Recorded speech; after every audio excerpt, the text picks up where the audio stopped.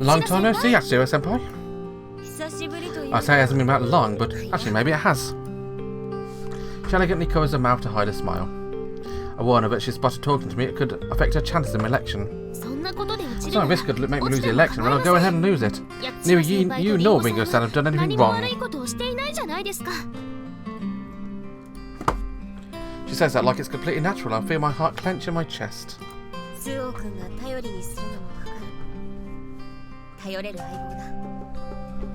And I know that Suoh-kun could depend on you too. You're a partner she can count on. What? Suoh-san said she could rely on me? So adorably simple. No, that was just my own personal perspective. I mean, speaking objectively, I think you could make great amity partners. Oh, I see. She's both disappointed and pleased at the same time. Ask her if she's here to see her doll mother. Yes, actually came to let her know that the panel discussion is only a step I've yet to complete in order to stand as a candidate.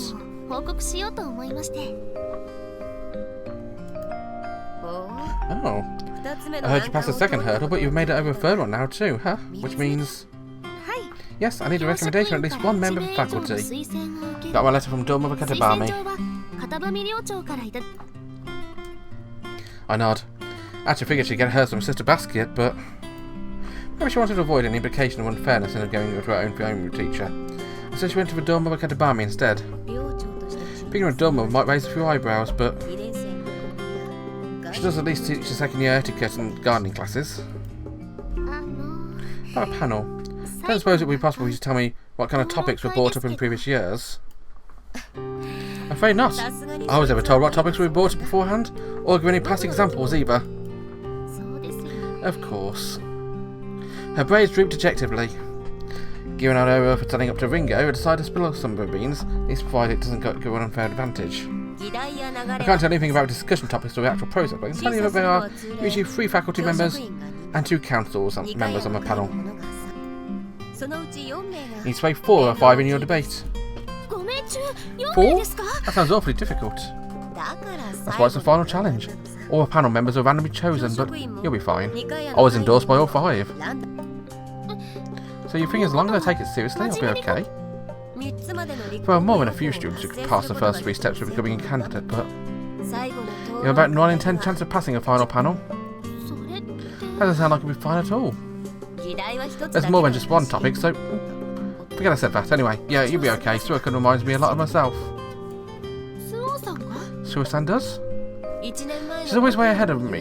She's way ahead of me when I was a year ago. She may have been a bit hopeless in some ways before, but she has an inner resolve now. You think so too? I thought she'd be happy to hear that, but instead she lowers her gaze to her feet and asks her what's the matter. I was surprised when I heard that Suoh-kun was going to push herself forward as a candidate. Usually she doesn't like to draw attention to herself. It's because of our agreement that revealed mysteries of the academy to her if she became council president. But she's determined, and I want to be the best amity partner I can be, so I decided to support her. Which is why I aim to be vice president. Yes, my reason for winning is because I want to be alongside her. I want to know what Suoh-san wants to be president. I can't bring herself to ask. Probably regret asking if Suoh-kun didn't answer and she thinks she didn't trust her. If she did answer, she's doing it to find out where her amity partner went. Hanabishi-kun's never going to be number 1. I empathize strongly with Hanabishi. I think it's fine to leave it. It's not cowardice that's stopping you from asking, it's your inner kindness. You worry asking could hurt her, don't you? Yes, but... It hurts you if she won't tell you. I get that. You, Rika-kun, are a very kind girl. Yatsushiro-senpai. Suoh-kun's smart. She must have decided it's something she can't share right now. When the time comes, she's able to talk about it, she'll come to you. Her very best friend. She closed her eyes for a moment, although chewing over my words, but nods. Thank you. I feel a little bit better now. After all that, only a bit. You really are inspiring, Yatsushiro-senpai. You're so mature, maybe I have more insight of things when I'm older too. My father always bore that Confucius quote. At 40, doubt ceased. course, they followed up by saying it was way past 40 and doubts are still going strong. That's not encouraging, but at least it sounds like he was enjoying himself. Share a laugh. It's been a while since I laughed out loud, and my spirits are lifted. Oh right, I was checking with Dorm of Katabami. I was thinking about playing Ringo on a visit. Why don't you come along with me? That's a nice idea.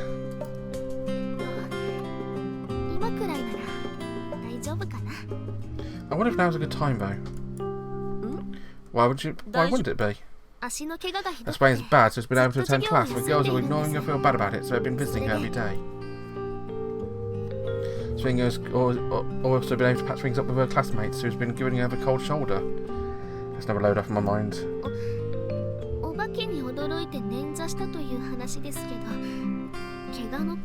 She said she was fighting by a monster. That's how she hurt herself and put him away. It was a blessing in disguise. Oh, she's worried about a monster. Yeah, but I'm not going to forgive a culprit even if it's something supernatural. Seems like a good-natured class president has swallowed the rumours it was a monster that came at Ringo. Still, Wolfman covered head to toe in thick hair? Such a thing can't really exist, can it? Well, she certainly could have been mistaken. Mistaken? Right, if she's still further, maybe it was some animal that suddenly popped out of the woods. That makes me think of the injured raccoon and the Wendigo. Maybe it didn't come at her. Maybe she scared it. In that case, the plane would be... Is something wrong? No, just look at things from a different angle. Rika-kun's words have dug loose a fragment of a thought lodged somewhere deep in my mind. A change in perspective was dispensed with labels like victim and culprit. The previously scattered pieces come together and fall slightly into place. Looking at it that way, it makes all sense to me. This means... Yatsuro-senpai? Oh, sorry, I zoomed out for a second. Do you need to go to a nurse? I'm fine. I have low blood pressure, so it happens sometimes. You go ahead and report to Dorm of Katabami, I'll wait here. Feeling restless in my brain, she looks up at me worriedly, but then... Okay, I won't be a minute. Right, she trots into Dormo's room. Now then, what am I going to do about this? Words have brought me to my conclusion, except I have to substantiate whether or not it's correct, and probably I'm money. Makito mystery all well and good. Now a burden as a knowledge was placed on me as wanting to tear my hair out.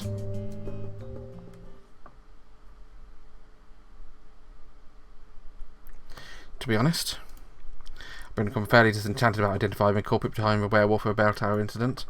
That's because after conserving with Rika-kun a few days earlier, now reason to believe I know both of the identity and the motive. Been agonising over whether or not it's best to keep quiet and say nothing over whether or not I should confront them.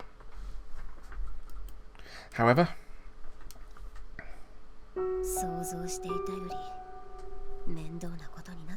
this has turned into even more of a pain in the butt than I expected.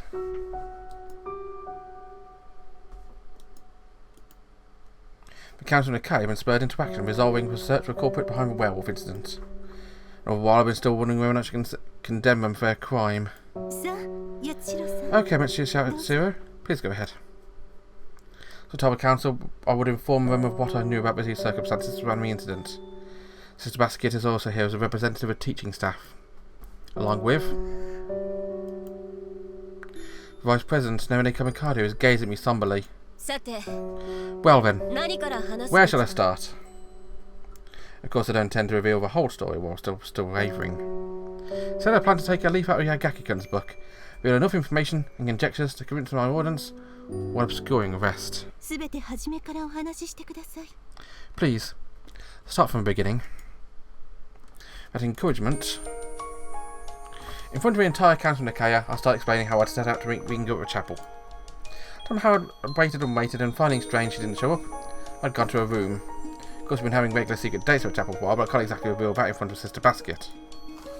For her part, Sister Basket doesn't seem particularly intent on finding fault, so lets me continue with a brief warning not to act imprudently. Going back to my story, I tell them about how I went to Ringo's room and learned she'd been attacked by a werewolf and injured. To guide her thinking, I lay out the chronology in great detail, emphasise the severity of the sprain as she tried to flee. Something jumped at her.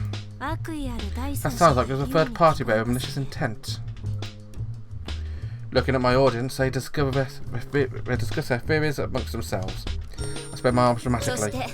Be incidents of werewolf or bell tower, and me wandering Wendigo or woods are in fact connected. Looks like I've successfully shaped the narrative in such a way, open to an expected revelation.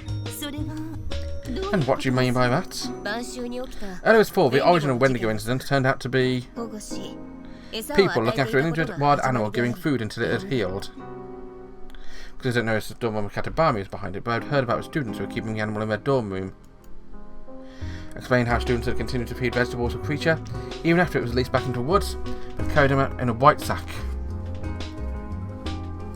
And that's how the sack had come to be mistaken for Wendigo of the Seven Mysteries, which was described as a white shadow.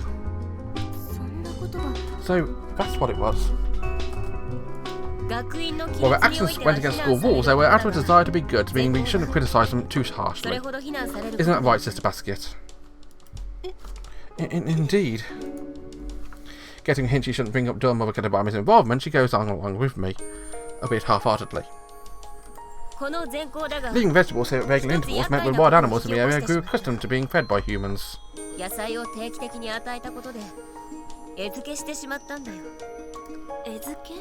How do you mean? They learned there was always going to be food for them, and they thought that even coming winter, when supplies would be scarce, there would be no need to go for them to go looking for food. Don't tell me. Yes, the hairy creature that Ringo Sasaki saw was a wild animal that took her by surprise.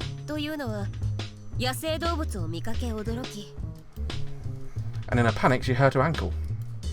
We were into one another, discussing inconsistencies with plausible explanation. However, I must realise my story is a convenient compromise. There's no culprit to pin the blame on. Driven by the actions of a well-intended group of students, the only culprit was a wild animal. They even come after her, simply startled by the sight of it. It's not a convenient explanation, but it hurts no one. I have a question. I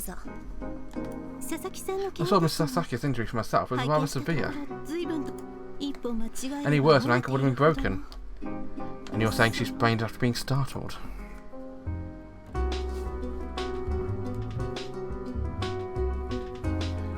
She trails off in following my thread of an argument. She finds conclusion starts to unravel. It rained heavily that day. Perhaps I consider that she slipped in the mud. Now slightly after my suggestion, Brent carries on with another question. Mrs. Sasaki claimed it was a wall plan covered in fur. Of course, the first part does lend itself to the idea of an animal, but how could she have mistaken an animal for human? I didn't expect Sister Basket to want to pick holes in that. So I have a few ideas in my mind how to get people off a trail of a werewolf, lead down one of the other paths. Flurry of whispers catch my attention. Remember to think it's because my silence has gotten people to agreeing with Sister Basket's doubts. But that's not it. Because no Kamikado. She stood up from her seat staring at me with teary eyes. But something I have to tell you all. My best friend, she keeps going. It is regarding the incident that President Yatsushiro-san have been talking about. For some reason, my mind's eye is filled with a vision of a desolate wasteland. Everything she said now has been a white lie. The wasteland scenes shift, a stormy wind blowing from a leaden sky, a cold rain against my cheeks. The person who pushed Ringo Sasaki and caused by her injury was driven by an ugly jealousy.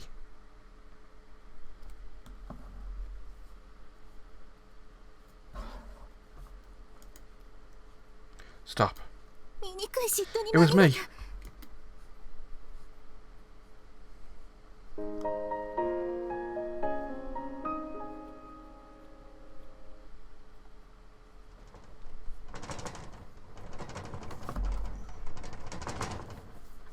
Lying on my bed, listening to the sound of a cold wind rattling against the window. I will keep listening to that rattling for another few days while I wait for the next episode. And you'll have to wait as well. Bye bye.